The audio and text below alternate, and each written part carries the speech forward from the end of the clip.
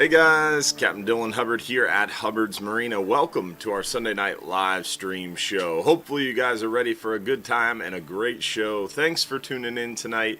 Remember, every Sunday night right here at 7:30 p.m. we do this live stream show and we give away $1,500 in free fishing trips. We give away a 5-hour half day for two, a 10-hour all day for two, and a 39-hour for one lucky winner. Thanks for tuning in and joining us tonight. We're going to always talk about what's going on now, what's coming up, and more, plus talk about what the weather's doing and answer your questions live during the show. First, want to give a shout out to our friends over at Gator Jim's Tackle, 3301 Pinellas Point Drive South in St. Pete. If you haven't stopped by to see our friends at Gator Jim's Tackle, you are missing out. Great people, killer deals, huge selection, really cool place to stop by and say hello. Again, 3301 Pinellas Point Drive South in St. Pete. Stop by Gator Gyms today and tell them Hubbard's Marina sent you. Also want to give a shout out to our supporters out there. Our supporters group is only $4.99 a month to join on Facebook, and it gives you private access to our private supporters group, where you get behind-the-scenes info, some more connectivity, some more communication, and have a good time doing it. So think about the Supporters Club and join that supporters group because you get that private after show and so much more. Appreciate all the supporters out there who make what we do possible. Also want to, of course, give a shout out to those who have been sending stars to help fuel our show. Stars are a way for those on Facebook to help show their support, and it really helps us do what we do. So definitely want to make sure we give a shout out to all of those who have sent stars so far tonight, and super appreciate all of those folks. We had Brian Eakins with 50 stars, Todd Stutzman with 200, Larry White with a big 1,000. Thanks, buddy. LaShonda Brown, thanks for the 500. John Bull, Robert Riggs, Gary Camage, Troy Davis with a big 500. Terry Nakahoma with 50. Appreciate you, Terry. Thank you all very much for the stars and the fuel for the live show. And definitely appreciate everybody tuning in and hanging out with us tonight, of course, as well. With that, we want to also make sure we explain how to win free trips. If you want a chance to win some free stuff tonight, you do have to remember to comment on the Hubbard's Marina Facebook stream. So if you're watching on Instagram, on TikTok, on YouTube, you can watch there, but if you want a chance to win some free stuff, you do have to navigate over to Facebook, find the Hubbard's Marina Facebook page, make sure you give us a like or a follow, and then also make sure you find the live video and comment one time. It helps us out if you remember to share and also like the live video too. A lot of people watch the live show but forget to like the live stream, and every time you like it, share it, it helps us to reach more people, so we appreciate that. Also, once you've commented one time, you want to make sure you watch live, because you want to watch the entire show live, because when we give away the free trips, we will announce it on screen, and you've got 5 minutes or less to text us your full home address, and that phone number to text is right there on the screen. Also, if you have questions that you want answered live during the show, text it to the phone number on the screen, because we stream to Instagram, to TikTok, to YouTube, to Facebook, to Trovo, Twitch, and a lot of other places as well. So we don't always see all the comments rolling in because they come kind of fast, and we're streaming to so many different platforms and so many different pages. So if you have a comment that you want answered live during the show, a question, make sure you text it to the phone number on the screen. We had some more star senders we want to make sure we give a shout out to. Terry Nakahoma sent 500. Appreciate you. Phil Batisto, Richard Blazak, Lance Hall with a big 1,200. Thanks, buddy. Leonard Kuntz, James McCullum with a big 500. Thank you, buddy. Andy Moore as well. Thank you all for those stars.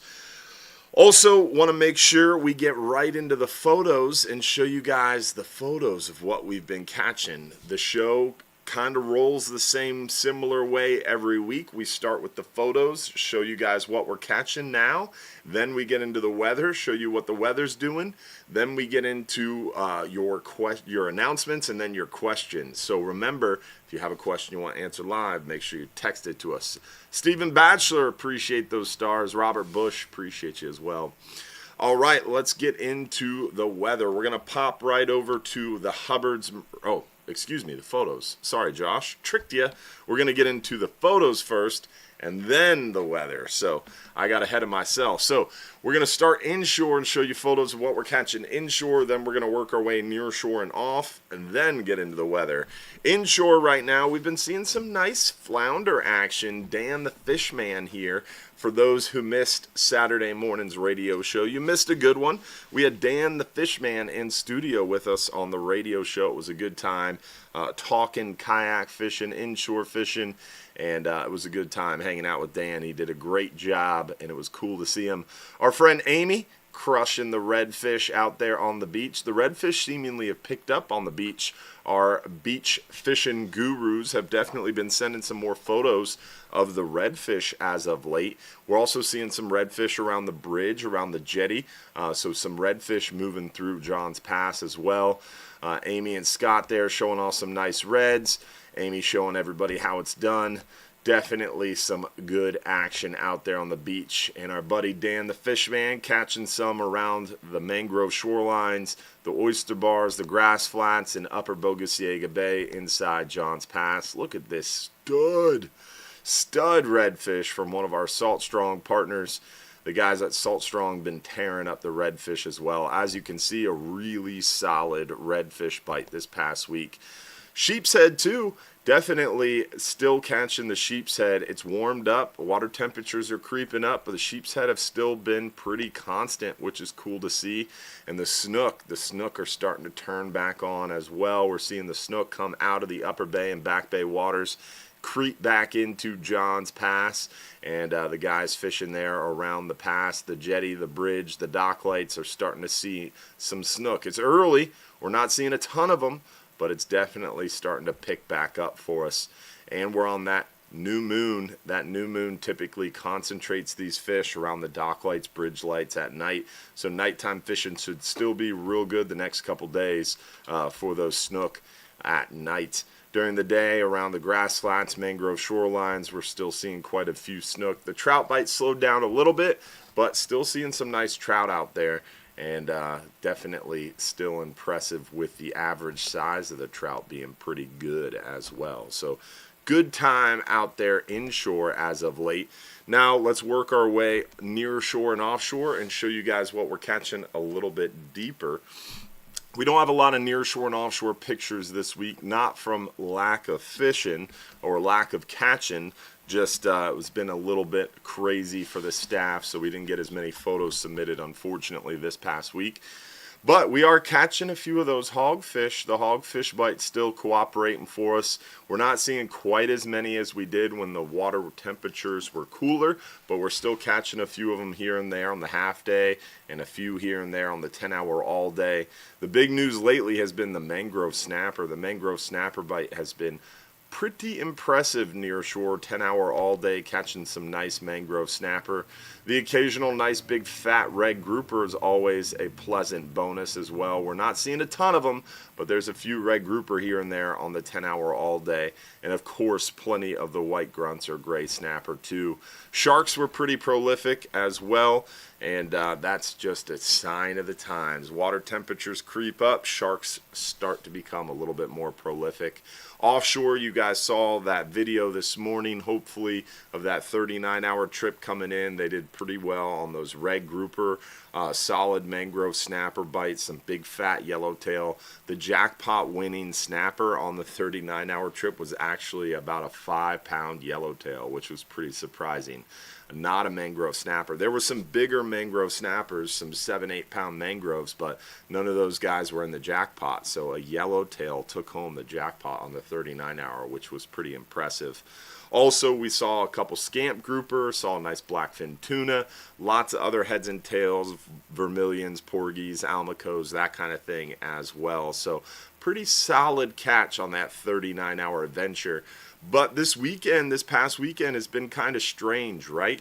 We were on a new moon, and typically a new moon means a little bit of a softer night bite and a little bit better day bite. But the 12-hour night snapper this past Friday night on that new moon, maybe 2 days prior to that new moon, crushed it. Captain Dylan Kilgore ran that trip, and Pete, the first mate, said they had 300 mangrove snapper. Captain Dylan said it was more like 250 to 275 mangrove snapper, but regardless, whatever, even 250 is an astronomical number of mangrove snapper. So the 12-hour night snapper just absolutely crushed it, home run. The fishing was incredible. The 39-hour trip saw a very similar trend.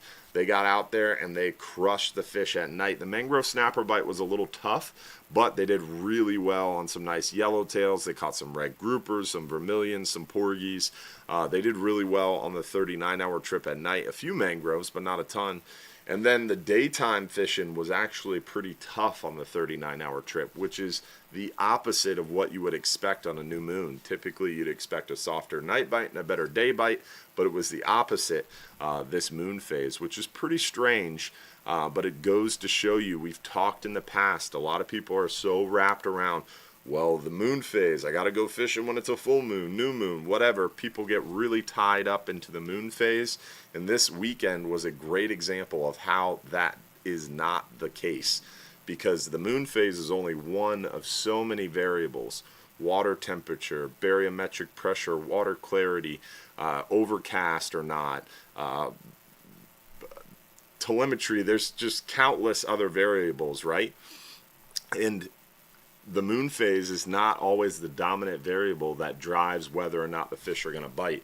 And this weekend was a surefire sign and great example of how sometimes, no matter what you do and what you plan and what you think you might know, the fish tend to do the opposite, right?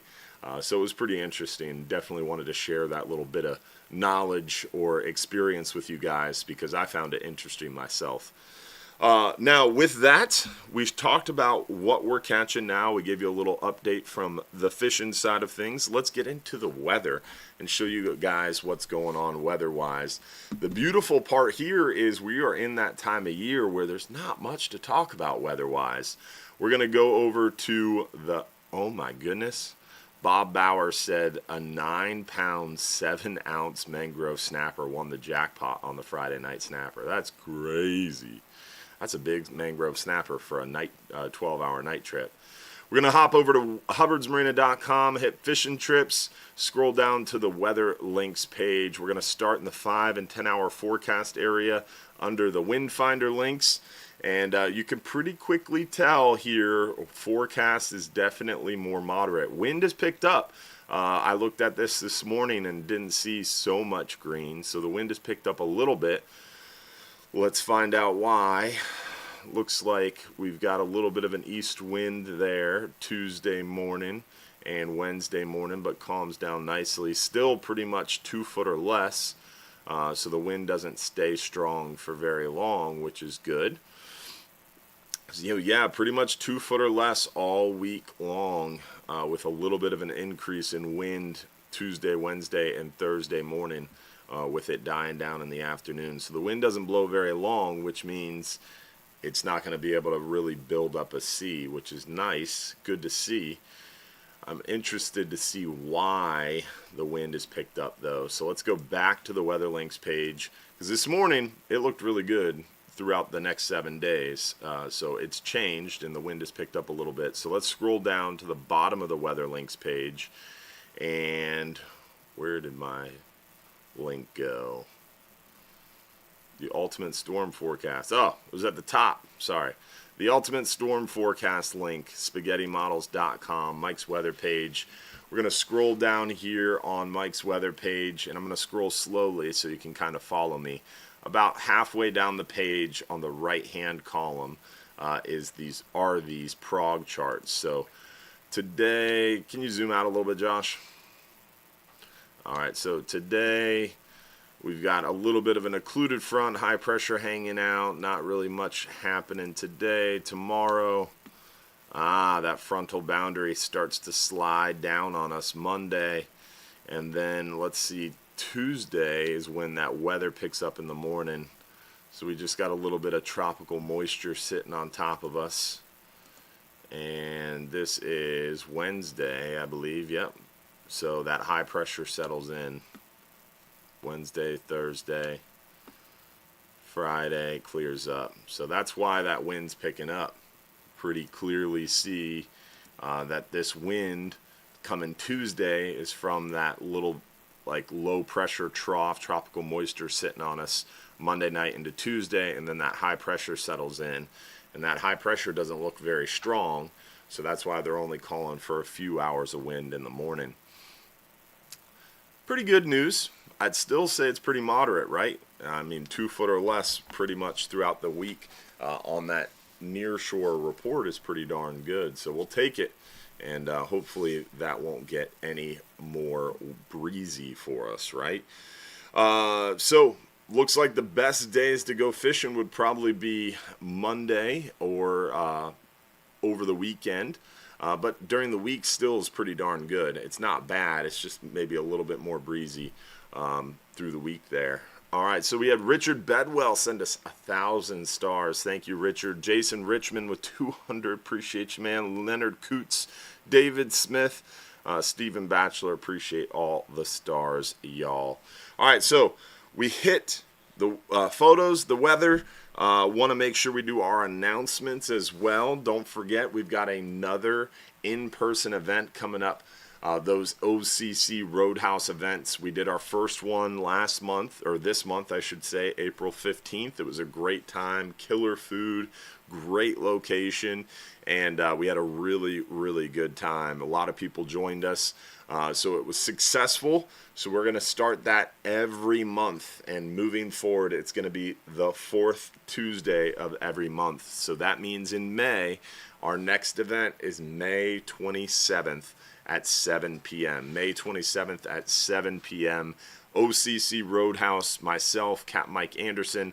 It is going to be a blast. Josh just dropped the link in our Facebook chat, so make sure you join us there. Again, we'd love to have you click going or interested on that event. It helps us to spread the word. So definitely think about coming out and joining us Tuesday. Again, Tuesday, May 27th, 7 to 9 p.m. at OCC Roadhouse. Definitely going to be a great time. We're going to be giving away Bull Bay rods, Engel coolers, Real Animal swag, Hubbard's Marina swag. It's a blast out there. And the food is incredible. I don't know if I said that. Did I say that? I think I said that.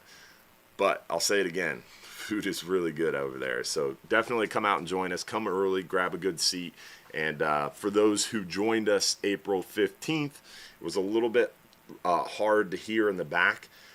This next event, we're going to set the speakers up more in the middle of the room, so it'll be easier to hear us no matter where you sit.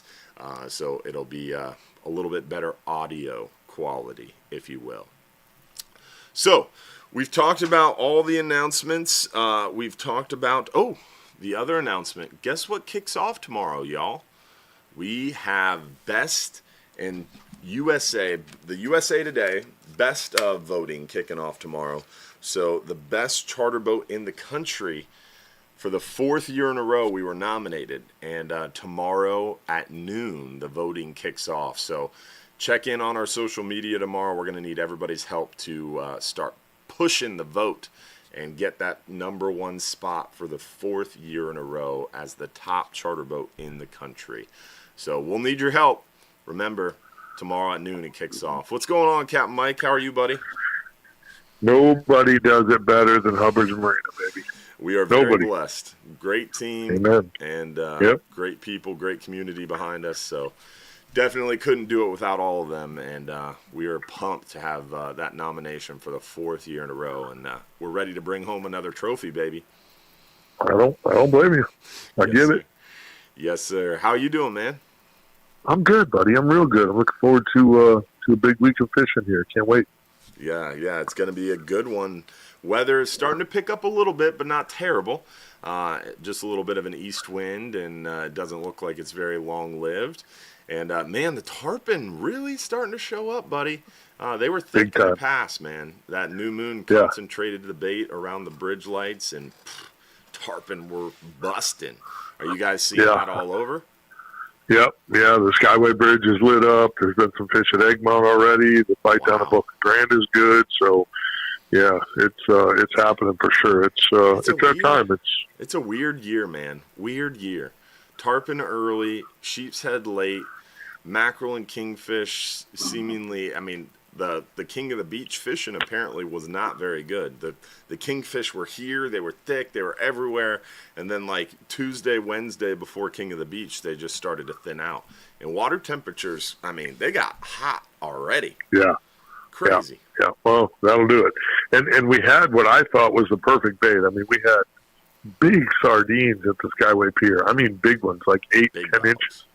Big dogs, big sardines, big pilchards, lots of threadies around, lots of white bait. So it was teed up for it. I almost went out there Wednesday on my charter, and all the reports I was getting was that the kingfish bite was tough. Yeah. So I was like, you know what? It was I'm nuts. just going to stay ashore. Everywhere. And then all of a sudden this past week, like midweek, it's seemingly calmed down. The winning fish of King of the Beach was like 43 pounds and change. And I know there was like a 41-pounder weighed in the single engine division. But there was something like one of the guys at Old Salts told me there was something like 150 boats fishing in Tampa Bay. And I think only like a handful of fish, like I want to say like 3 or 4, were actually caught and weighed in. Yeah, nuts. That's crazy. Yeah, normally that's crazy. Winning fish a lot of times will come out of Tampa Bay, and it didn't for really sure. happen. Yeah, you just never know. Every year it's different. It's just hard to tell. It got warm really quick, and there's a lot of bait around, but there's a lot of bait to the north too, and that water temp's a little cooler, so they'll follow that bait. They'll follow that water temp. Yeah. Kind of run up there towards the Panhandle, and it is what it is.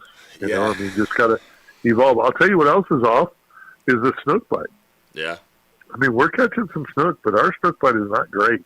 Yeah. It's really not, and it should be pretty epic right now. By the time you get to 1 May, it should be just on fire. And I think, for me personally, and we're catching a few snook on just about every trip, but for me personally, the redfish bite's been better, and the big trout bite's even been better than that. Yeah.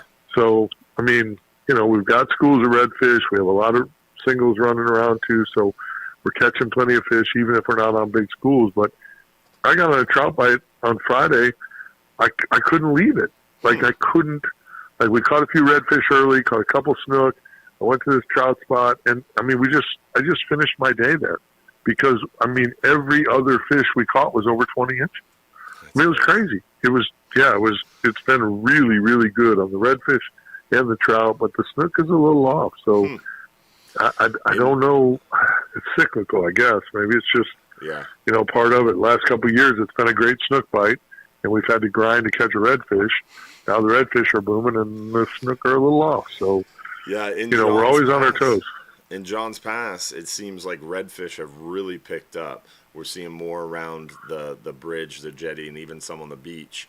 The trout bite softened a little bit, but the snook have started to show up. It hasn't gotten crazy, but the snook seemingly have softened up the trout a little bit. There's more snook cruising through the lights. Not walk across them super thick like we see in the summer, but it's starting. And I'm a little shocked because with the water temps, and here we are at the end of April, that bite should be absolutely ferocious right now. They should be just pouring out. I'm not surprised at the redfish bite, especially around the moons. Yeah. Those passes, redfish will concentrate in those passes just like a lot of your game fish because there's so much water movement right there. Yeah. The water temps are a little high. The water moving really good in the passes keeps it a little bit cooler, and it's moving so much bait around. Yeah.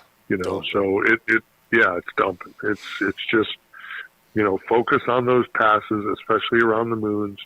And the time this week that I found big mullet schools, and I know people get tired of hearing it because it's a crutch for us captains, but if you find big concentrations of big mullet, we're finding redfish and big trout mixed in with them. It's crazy. And what you were talking Even about, up super shallow. what you were talking about at OCC Roadhouse, you emphasized it. You're looking for mullet, but you're not looking for small to medium. You're looking for the big dogs, the big fatty mullet, and those are the ones that the redfish are friends with. That was I a call cool them, way you put it. I call them the meat chickens. I'm looking for big, and again, it's a real simple concept. And I know, here on the call, people can't see my hands, but, a 6-inch or 8-inch, maybe even a 10-inch mullet and a 28-inch redfish are not friends. Like they're not hanging out together. Yeah. You know what I mean? Mm-hmm. But, a 20-inch or 24-inch mullet and a 28-inch redfish, they'll hang out together. They're hanging out. They're buddies. So you just got to find those big old meat chicken mullet and focus on those. Normally, if you find schools of the smaller mullet, there's not going to be a whole lot with them. You can get lucky and pick up a straggler here and there, but if you do, it's probably not going to be a very good fish. It's going to be on the smaller side. With those big schools of big mullet, which I wish we had more of, but we do have some, if you can find them, stay focused on those schools, put cut bait in them, put live bait in them, they will produce fish. There's no doubt about it. That's been the key almost all spring. Find the meat chickens. Find the meat chickens, baby. The mullet meat chickens. Nice. We need to make a T-shirt. Meat chickens are us. I see Find the meat Josh is chickens. making notes. That's my guy. Funny. Josh is my guy. Well, I appreciate it, buddy, and look forward to May 27th, every fourth Tuesday of the month at OCC Roadhouse. It's going to be a good time. Can't wait, brother. We had a really good time. I want to thank everybody that came out to the first one. Both you and I were both blown away by the amount of people that showed up, and I know Keith Overton there at OCC was blown away as well. So, we were so blown away that he had to move us to a different day. Yeah. Yeah, and next time he's going to have to move us outside. That's fine. That works for me. They got a great stage and a great area out there. The food's really good. You and I both had some wings, and they were delicious. Good. So, it's a really, really great venue for just getting together and talking some fishing. So you and I will have to bump heads here and see who our special guest will be, but we'll get somebody in there to talk with us. We'll light that thing up. Yes, sir. Looking forward to it, man. Well, we appreciate it, Mike. You have a good night.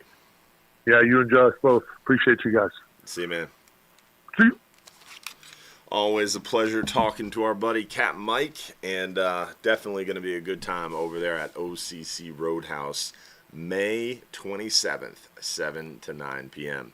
All right, let's get into your questions, and we are going to answer your questions live during the show. But remember, in order to answer your questions, you do have to text them to the phone number on the screen. So make sure if you have a question you want answered live during the show, drop it into that text chat for us, and we'll be able to get to your questions. Before we get there, Josh reminds me we have to show you guys one cool thing. Josh is going to take us on a quick tour. We are launching a brand new, redesigned, upgraded online store. Hopefully this week we have moved our e-commerce platform to Shopify, and we are very excited to showcase our new Shopify e-commerce store. And like I said, it's not out yet, but shop.hubbardsmarina.com shop.hubbardsmarina.com is currently out there. You can visit it. You can online shop right now with us. But when we make the switch to this new site with Shopify, it's going to be even that much easier. And we just got some new hats in this week. We just got some brand new stickers in this week. And we're super excited to showcase all our new stuff here on our online store. Plus, we're going to be able to do some really cool stuff with this new online store and showcase more of our products a little bit more easily. And I'm excited. Hopefully you will be too. So stay tuned, and we'll be showing you guys more about all the cool stuff on our online store very, very shortly. So little sneak preview there of what's to come, hopefully this week, like I said. But We'll find out. All right, let's do a first giveaway of the night. Then we're going to get into your questions. Let's go ahead and give away. Let's do our 5-hour half day first tonight. 5-hour half day for 2 guests. Let's see who the lucky winner of the 5-hour half day for 2 guests is.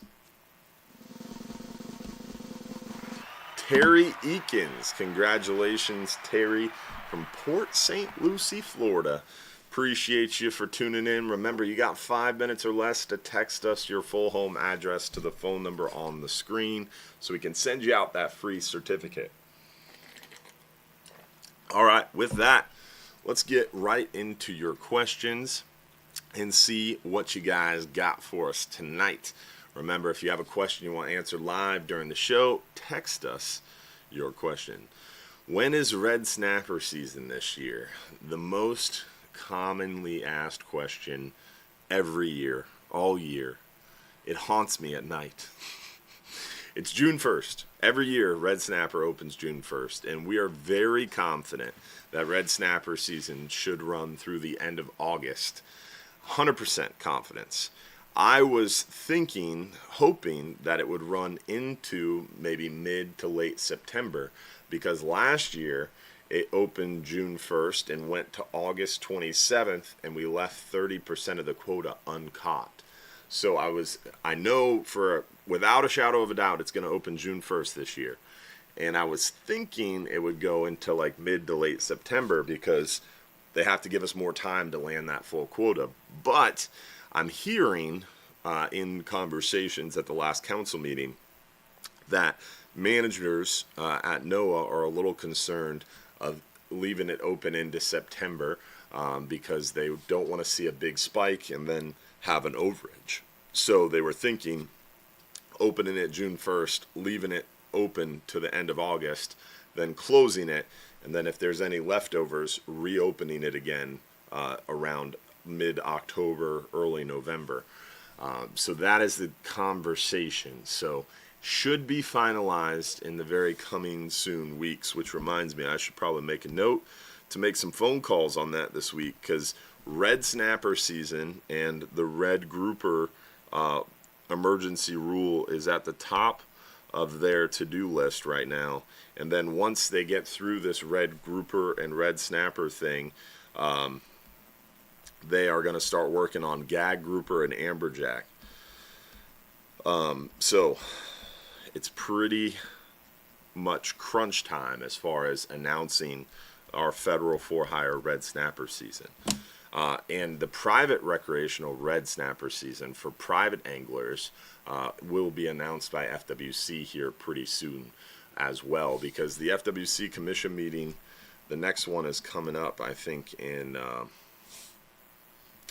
early May. I'm looking it up right now. So the next one is actually mid to late May. It's May 21st. And they will make that announcement probably prior to that meeting, if not during that meeting. So sometime in the next few weeks, the private recreational season will be announced, or federal for-hire season should be announced, I would say in the next couple weeks as well. Typically, it's pretty close together. They like to kind of keep them close together, I think, to confuse people, but whole different live show on that. What is better for top shot on braid? Mono fishing line or mono leader line? It's kind of personal preference. Some people like fishing a top shot of leader material, whether it's fluorocarbon or leader material.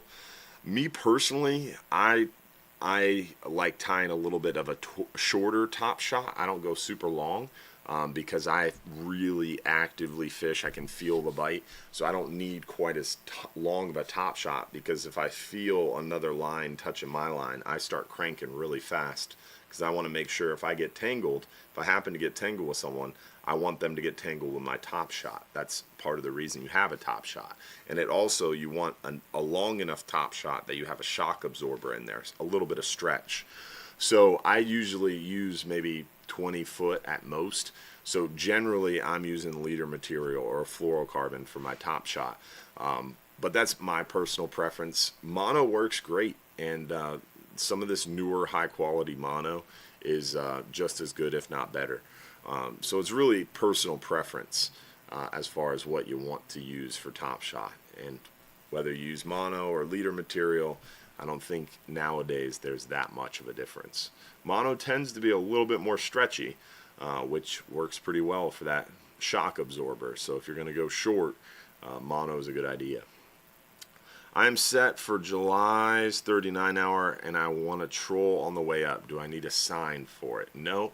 If you have a stern spot on a 39 or 44 hour, you have first right refusal to troll.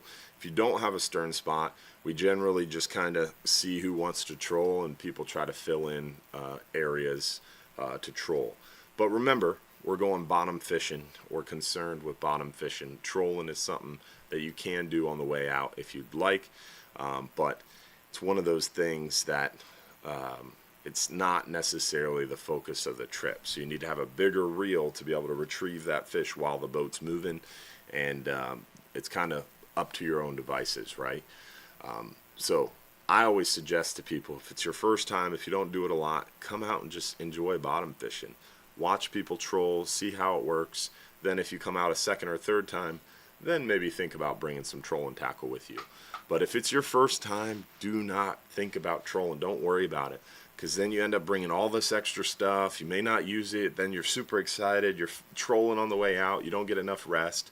You end up falling asleep. You don't catch as many fish. So first time experience, do not troll.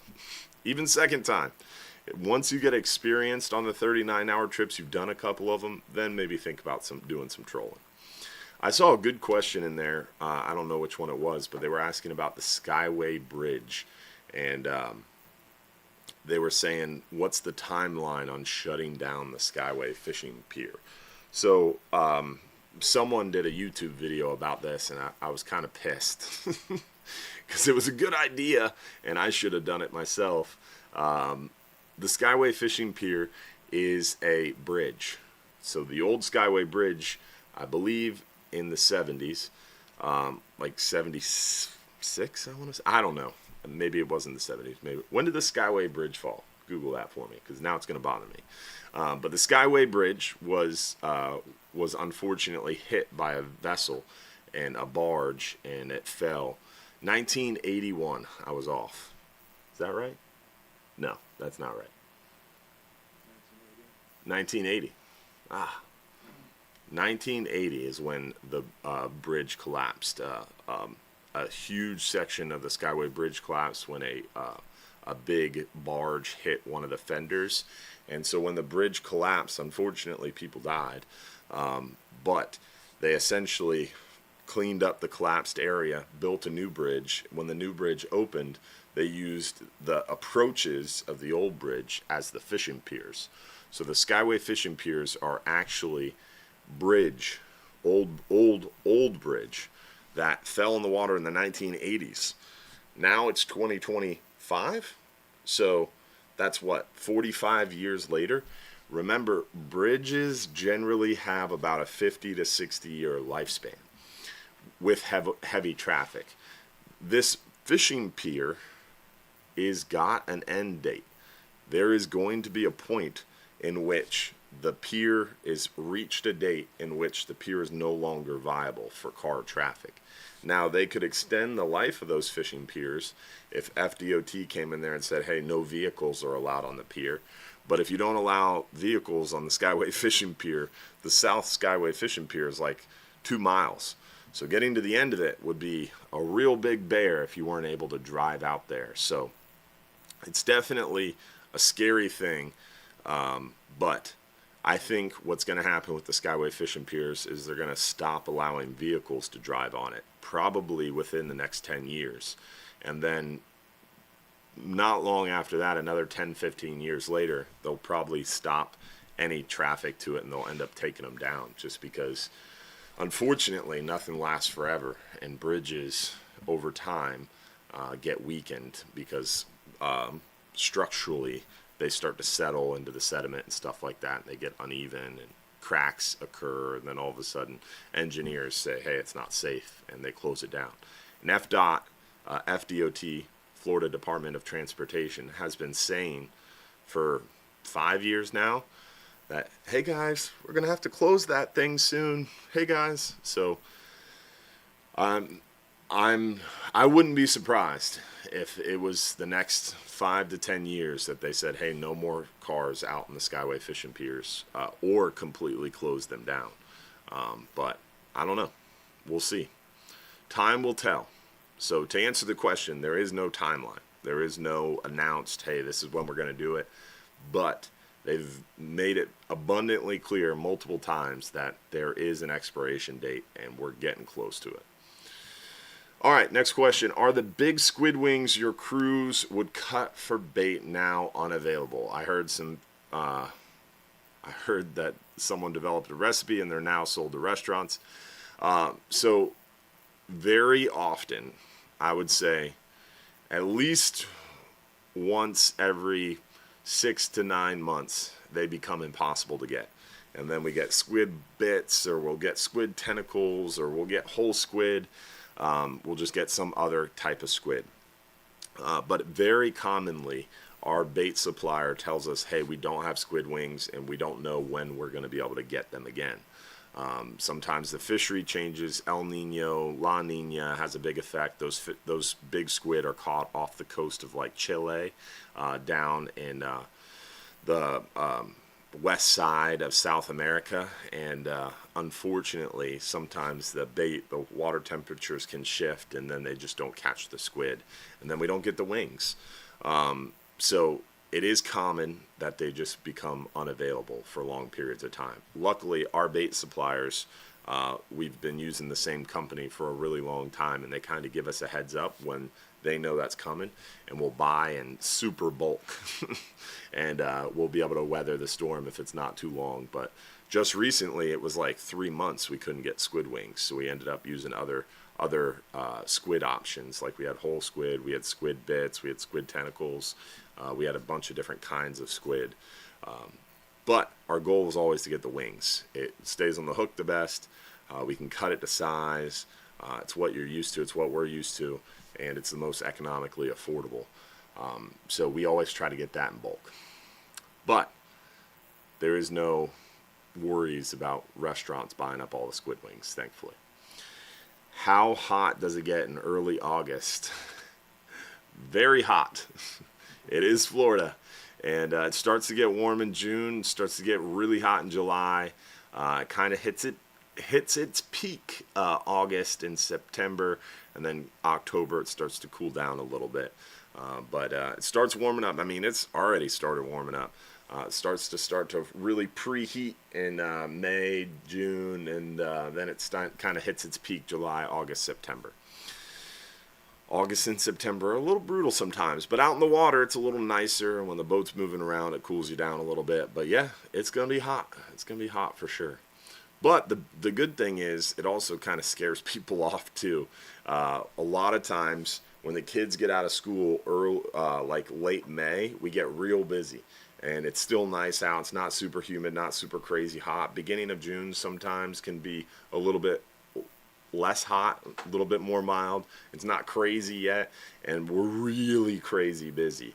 And then July rolls around. It's still pretty busy, but then towards the end of July into August, kids start going back to school, and it just drops off, dude. Like, end of August last year, Red Snapper was still open, and we had Red Snapper trips going out there with like 18 people on them. And this year it looks the same. I mean, June 39-hour trips are like sold out. A lot of them are completely sold out. July trips are 40, 45, some are sold out. August trips, there's like 20, 25, 30 people on those August trips on the weekends. The midweek trips, some Sunday trips in August right now only have 10, 15 people booked. So we are going to see that again this year, where Red Snapper Madness starts June 1st and stays real busy through June, and then in July it kind of starts to fall down. And by the end of July, early August, I'm like, do people remember Red Snapper still open? And the Red Snapper Madness ends, and that's when we all get to enjoy the Red Snapper a little bit. I stop hating Red Snapper as much by then because it's not as chaotic. everybody seemingly gets it out of their system in June and early July. But yeah, generally August, September is a little hot.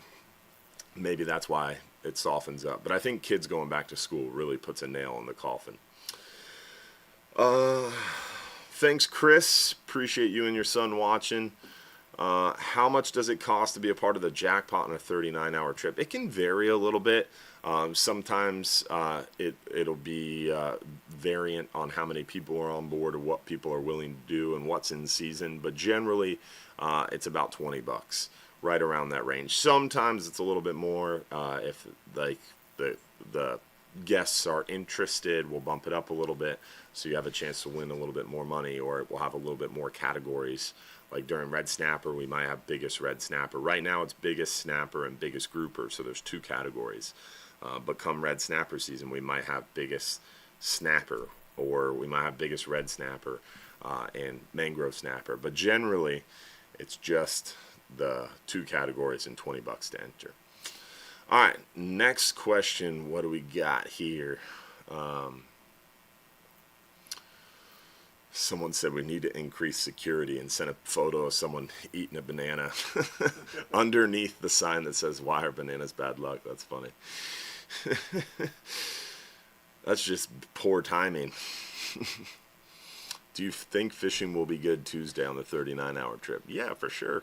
Fishing was really good this past weekend, and this coming Tuesday we have a light load. I think, what do we got on there this Tuesday? We only got 27 people Tuesday, and we looked at the weather earlier. It's a little breezy, but it's out of the east. It's not terrible, so that's going to be sunny, blue skies, and even the offshore weather doesn't look crazy, 3.5 foot, so not bad at all. And a lot of times that 3 to 4 foot range is kind of the sweet spot, kind of gets the fish a little bit excited. So I'm thinking going to be a good Tuesday trip, plus lighter load as well. 27 people is not bad. Are there fish cleaning services on the boat? No, we do not offer to clean fish on the boat. We have to wait till the fish are back at the dock. But we do offer fish cleaning services at the dock. 3 fish for $1 on the half-day trips. Longer trips, it's 25 cents a pound. Let's see. What is the best trip for blackfin? We generally see blackfin tuna when we're fishing about 100 foot of water or more. So generally 12-hour night, 12-hour extreme, 39-hour, 44-hour. Sometimes we see them on 10-hour all days, but it's not super common. So I would say if you want to get a blackfin tuna, most commonly we see them on the 39 or 44-hour trips where we're out there in deep water for a long time. But we do sometimes see them on the 12-hour night. This past Friday, the 12-hour night caught a blackfin tuna. The 39-hour trip this weekend caught a blackfin tuna. Generally, we see blackfin tuna bite really well for us, like kind of January, February, March, and into April. This year, we haven't really seen a lot of them yet. And this past weekend, we saw a couple on a couple different trips. So maybe that blackfin tuna will pop off for us now. Maybe it was just a little bit later this year. I don't know. Time will tell for sure. But exciting times are ahead. Let's go ahead and do our second giveaway of the night. Let's go ahead and do our 10-hour all-day trip. 10-hour all-day trip for 2 guests. And let's see who won that 10-hour all-day trip for 2 guests. Lucky winner is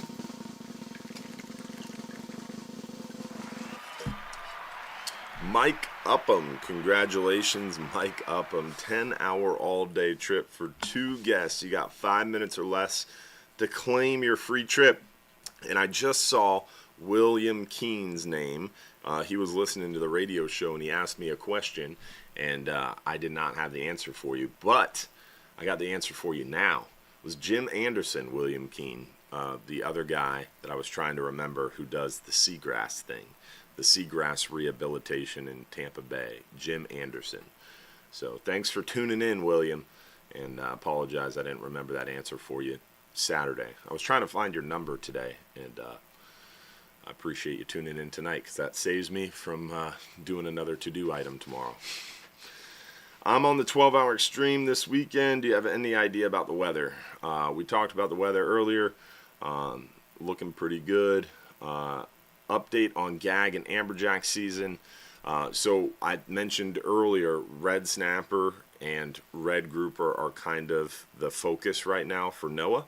And then once they get through those announcements and rules, then they're going to start looking at gags and amberjack. We know gag season is going to open September 1st, and we know it's only going to be about 6 to 10 days, and the bag limit changed. It's only one gag per person. Amberjack is totally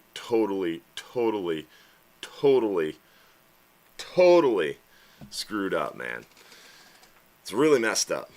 And it took a lot of personal restraint not to use an expletive because it's frustrating.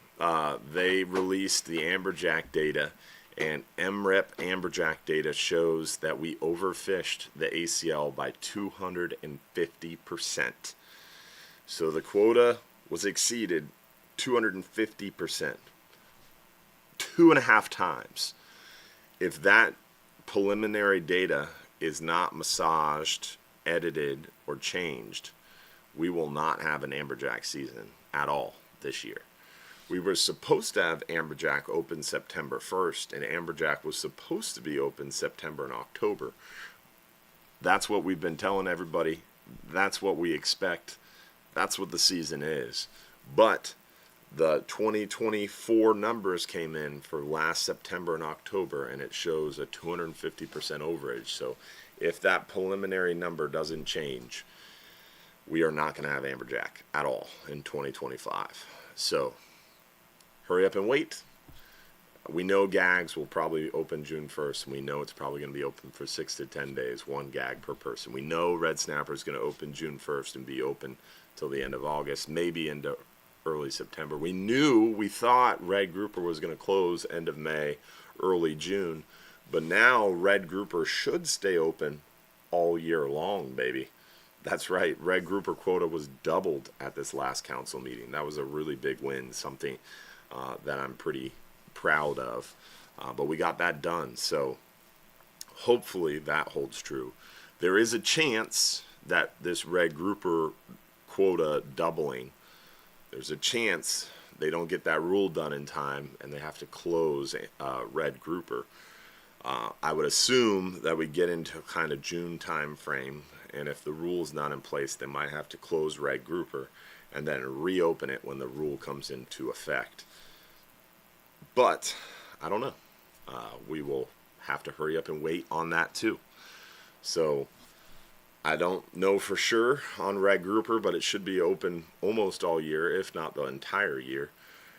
Gags, we know September 1st for 6 to 10 days, one fish a person. Amberjack, we have no idea about. It's supposed to be all of September and October, but it could be nothing.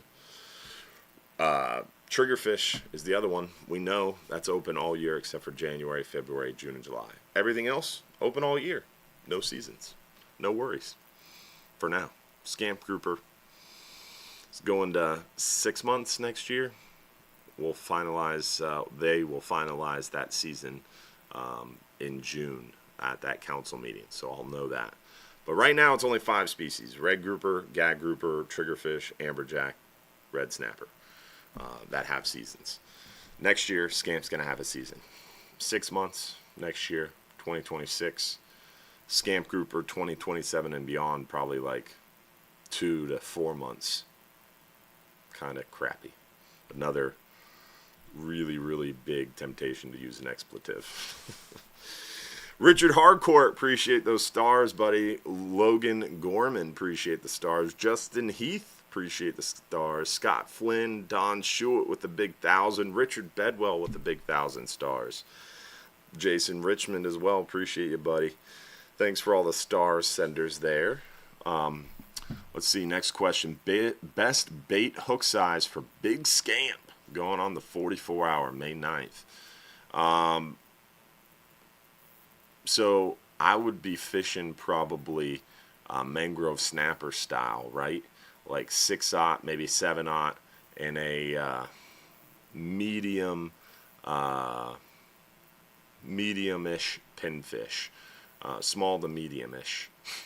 like 4 inches, 5 inches, tail hooked if the current's not bad, if the boat's not swinging bad. If we're on a swing, if the current's bad, up underneath the chin, out the top of the face. But yeah, scamp love them, a small to medium pinfish, or a cut threadfin. A lot of times we catch scamp while fishing for mangroves with that cut threadfin on the double snell rig, for sure. Any talks about installing fads offshore on the West Coast? Would you be in a favor of it? You know who does that really well is Destin sucks, but their county is really, really good. Okaloosa County, they really, really know that the reason people go up there is to go fishing and to hang out on the beach, and they spend a lot of money putting fads out there, putting reefs out there. They got like I think it's like a 200-foot or 300-foot boat that they're going to sink, like create this massive offshore wreck. It's really, really cool. So Okaloosa County, big shout out to them and all the work they do and all the money they spent. This project, this like 300-foot boat they're sinking to make an artificial reef, was $12 million the county put up to make a reef for fishermen. It's pretty cool. I'm sure. I sit on the TDC, the Tourist Development Council, and I'm definitely going to float this out. Like, hey guys, look what Okaloosa County did up in the Panhandle. Pretty cool, y'all. And we just found out we have a whole lot of money. They were going to give $380 million to the Rays Stadium redevelopment program, and that got pulled. So we have a little bit of a budget surplus. But to answer your question, no, there's no talks, no discussion, and really no motivation from anyone in local government to spend millions of dollars on fish attractant devices. You would think it's really simple to go out there and create a little fad, drop an anchor, put it out there, get it permitted. Nothing is simple. Again, they have a boat. The boat is sitting there. You take it out there, you sink it. It's not that hard. I can't say that because it's not legal. But I know a friend. I don't know how to say this personally, but it's really easy to do, right? And it's silly that it costs $12 million to do, but the reason why is you have to go through this permitting process. They have to make sure it's all clean. They got to test the metal. They got to make sure all the tanks are dry. The EPA, the DEP, all the little alphabet agencies have to get involved and take their cut. So unfortunately, it's a really intensive process. But Okaloosa County is not only doing this big ship, but like 2 years ago, they put out 3 fads, and they were really, really successful. But that's also, it's a little different up there because you go out 20 miles and you're in deep water. You can reach a canyon, 1,500 feet. I think it's only like 32 miles. Whereas our coast, you got to go about 105, 110 miles to start to reach the shelf. So really, to have fads, fish attracting devices that are attracting pelagic species, they would have to be at least 50 to 70 miles out. The other problem is Tampa Bay. Tampa Bay is a really, really popular shipping destination. So because of our proximity to that shipping destination and so many shipping lanes and ship traffic, it's another reason they are hesitant to put out fads, unfortunately. So, just heard there will be no pinfish, puffer, or porgy season next year. That's funny. It's kind of funny. Not really, though. Do you think they will ever up the number of African pompano? Oh, good question, and that is some good positive news. So African pompano, you're only allowed 2 per vessel, and history behind that is African pompano were lumped together by FWC. Remember, in the absence of federal regulation, if it's not a species in the FMP FMP stands for Fishery Management Plan. If it's not in the federal FMP, a species of fish can then be taken by the state the state FWC can manage that species, and then they can take their state regulations, and if they so choose, they can move their state regulations into federal waters. And they've done that with blackfin tuna, with African pompano, with flounder. So FWC makes a rule in state waters, and since the feds don't manage that species, they say, hey, it applies to federal waters too. So back in the day, when FWC was worried about Florida pompano, which is the pompano we catch on the beach, permit, they threw in their African pompano, and unfortunately all three of them together, they put really, really strict regulations because everybody was targeting the pompano and the permit, and all of a sudden they lumped in their African pompano, which is totally different, lives in a totally different area, much further offshore. So long story short, FWC is been emboldened because they linked all these species together, and FWC has been getting sued by this commercial fishing conglomerate over Florida pompano for like the last 12 years. They had a lawsuit, they won the lawsuit, then they got sued again by someone else, then they won that lawsuit, then the son decided to sue again. So long story short, the lawsuit fiasco is over. So I just recently talked to the FWC folks, and they are working on some commercial management, because you're only allowed 2 per vessel recreationally. Commercial, there was a loophole. So commercial guys found this out in the last couple of years, and they were going out there and killing 50, 60, 70, 80 pompano. The spear fishermen would go down there to a spot and kill them all. So FWC is going to close that loophole and make some commercial regulations. And then once they're done with that, then they said they would reevaluate the recreational. And what I'm pushing for is 1 per person, or maybe 1 per 3 people, right? Like half a fish. So if you got 10 people on the boat, you're allowed 5. But it's ridiculous that we're only allowed 2 per boat. So yes, African pompano regulation changes are coming. Do you prefer clear or pink fluorocarbon for bottom fishing on the 39 hour? I don't think color matters too much. We talked about this in a past live show. Salt Strong did some really cool videos about this, and you can also just Google what colors disappear in the water first. There's a lot of science behind red being a color that disappears really early. Also blue, light blue. So I don't think color matters that much, whether it's clear, pink, blue. It all looks the same once you get to 60, 80, 90, 100 foot of water. So I think just focus more on quality. But me personally, I've always liked those like lighter blues or grays, just because it matches my reel. And also I think it just I think it looks better in the water personally. But clear pink has always been a popular. Everybody uses pink and clear. I've had white before as well. I really generally don't care. Whatever good quality line is at the tackle shop is what I get. Let's see. What's that next question? Next one down. Oh, yeah. I don't like that. So someone said, what do you think about this new thing? The governor's talking about not allowing people to randomly perform safety checks on boats. So for those of you unaware, if you're driving a vehicle down the road, a cop can't get behind you and pull you over for no reason. A cop has to have PC, probable cause.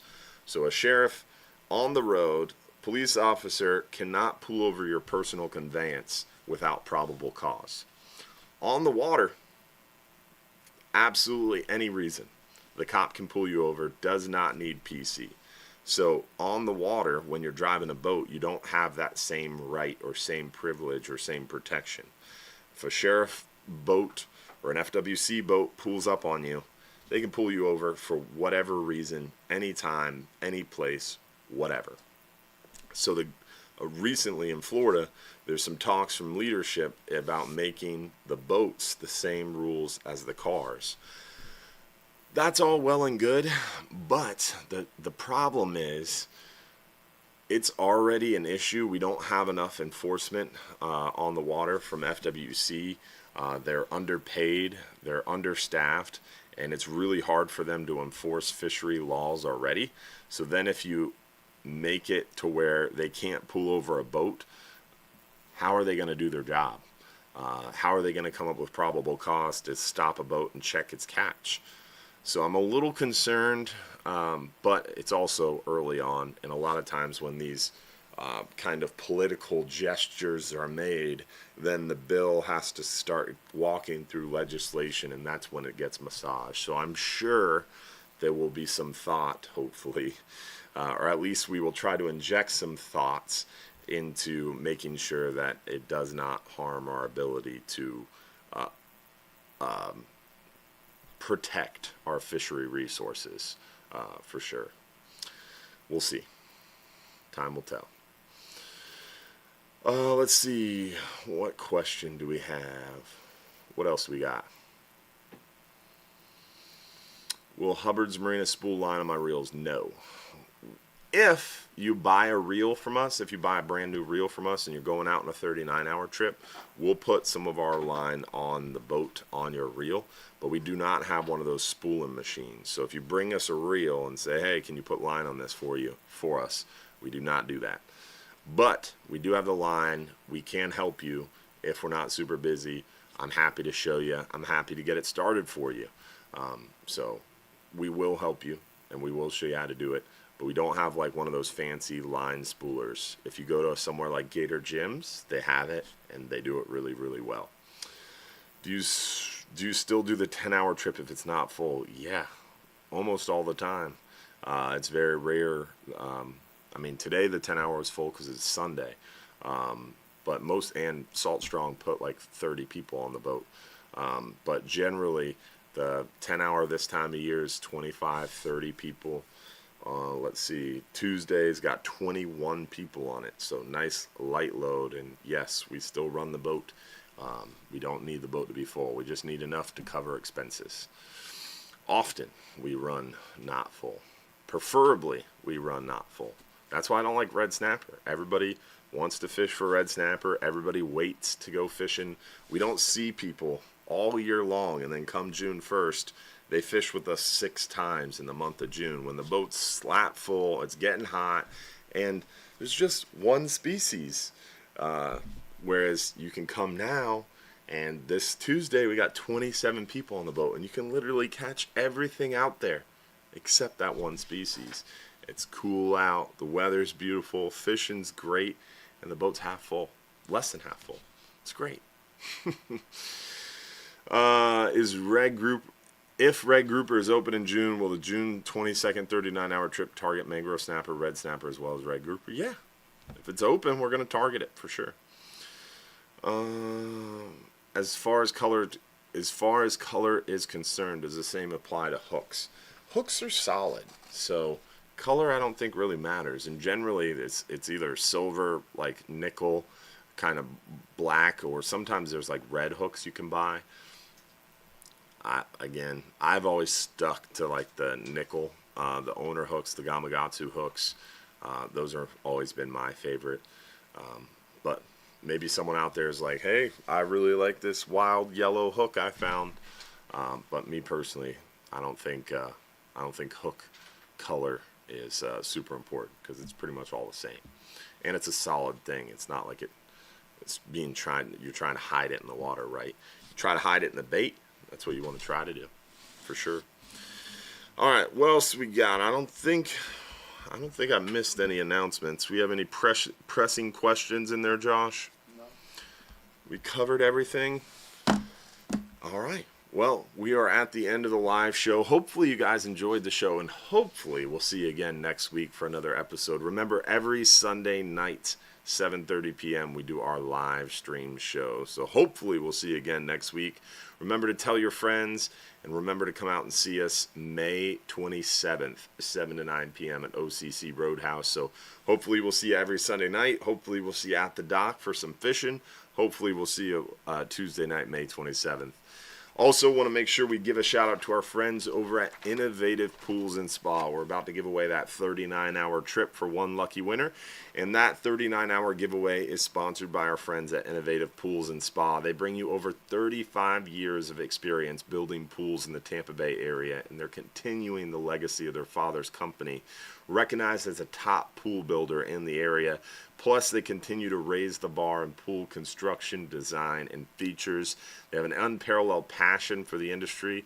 Call them today at 727-788-1650 or visit them online at innovativepoolsandspa.net for an estimate and see why Innovative Pools and Spa is a top choice for families in our community. With that, let's see who won that 39-hour adventure for one lucky winner. 39-hour goes to Jackie Snow. Congratulations, Jackie. Remember, our live after show, the supporters after show, is kicking off at what time, Josh? 8:55, supporters after show. We will see you in our supporters group for the supporters after show. We will see everyone next week at 7:30 p.m. Thanks for joining us. Thanks for being a part of our Hubbard's Marina family. And don't forget, tomorrow, best charter boat in the country voting kicks off. You got to vote every day on all your devices. You got to get your kids. You got to get your sister, your brother, your in-laws. You got to get your girlfriend, your boyfriend, their kids, all the devices, the iPads, the laptops, the desktops, the cell phones. Got to vote daily on everything with everyone. Help us out. We need your help. Hopefully we're going to take home top charter boat in the country for the 4th year in a row, y'all. So voting opens tomorrow. We need your help, and we appreciate you helping make it possible, guys. We'll see you tomorrow. We're going to be doing some announcements on that, and hopefully we'll see you again next week for another episode. Thanks for watching, y'all. Tight lines. We're out.